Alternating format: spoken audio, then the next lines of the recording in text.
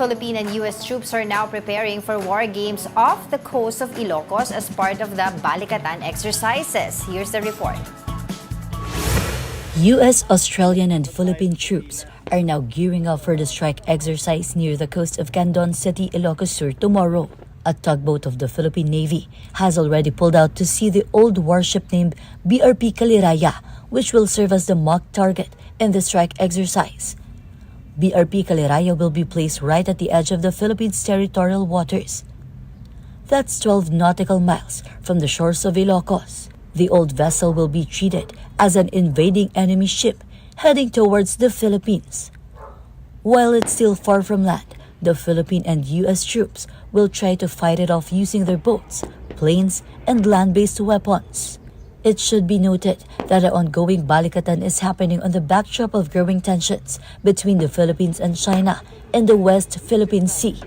Coincidentally, BRP Kaliraya, the mock enemy ship for the exercises, was actually made in China. Beijing has earlier warned against the move, saying that they will see the sinking of the China-made ship as a provocative act. But the AFP clarifies they will not intentionally sink the old vessel. We will be firing at the vessel but not necessarily sink it. So just simulations po of actual events that gonna come in. The AFP notes that tomorrow's maritime strike exercises is meant to strengthen the integration of different weapons of the Philippines, US, and Australia. It's not the question kung lumubog.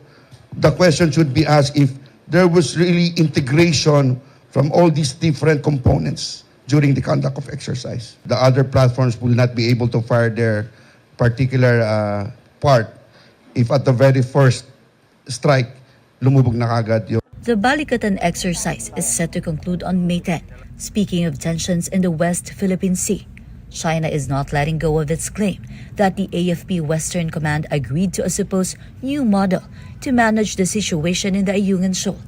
They say this new agreement supposedly establishes guidelines for China and Philippines to interact with each other in Ayungin. The AFP, though, belied China's claims, noting that they did not enter into any agreement with China. The Philippine Navy did not mince words in denying China's claim. I call these zombie stories. Long dead, but yet revived from the grave. The best approach for this is to put these stories rightfully where they belong, in the grave, never to be heard again. Meanwhile, the AFP also confirmed that Western Command Chief Vice Admiral Alberto Carlos has taken a leave of absence.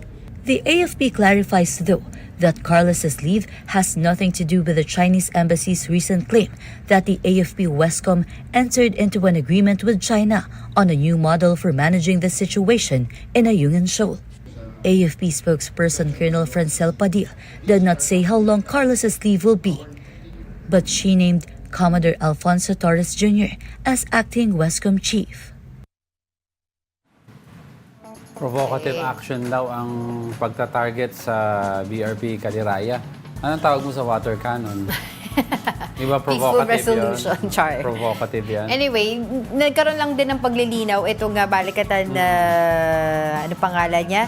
Yung sa Balikatan Executive Agent natin, si Colonel Michael Lohico, yung B-50 something?